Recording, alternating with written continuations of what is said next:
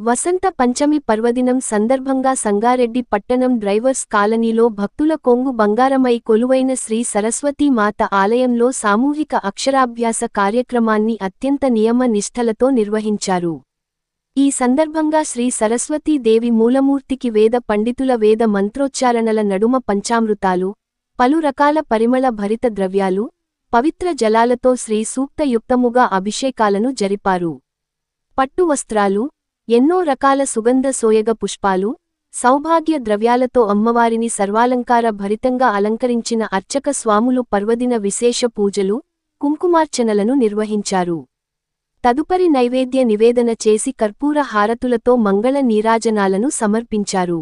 అనంతరం వందలాది మంది భక్తులు శ్రీ సరస్వతీ అమ్మవారి ఆలయానికి వచ్చి తమ చిన్నారులకు సామూహిక అక్షరాభ్యాసాన్ని చేయించారు.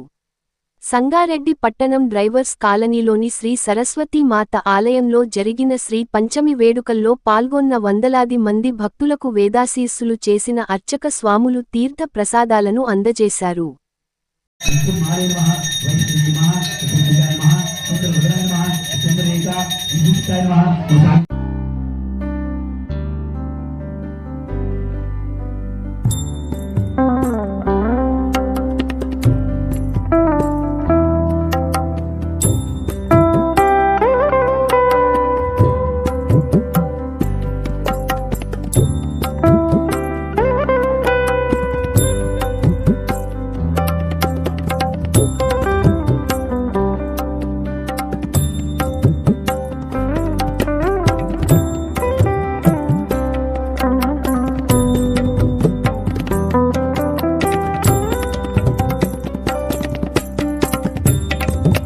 ఓం గంగణపతే నమః.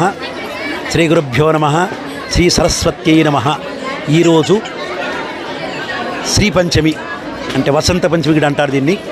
సాక్షాత్ శ్రీ సరస్వతి మాత యొక్క జన్మదినం, పుట్టినరోజు, విశేషమైన రోజు. ఈరోజు ఎవరైతే ఆ అమ్మవారికి విశేషమైనటువంటి పూజ చేసి ఆ అమ్మవారి ఎదుట మీ యొక్క చిన్నారులను, పిల్లలను అక్షర స్వీకారం చేయించి చాలా అఖండమైన సద్బుద్ధి విద్యాపార్తి కలిగి సుఖమైన జీవితం గడుపుతారు.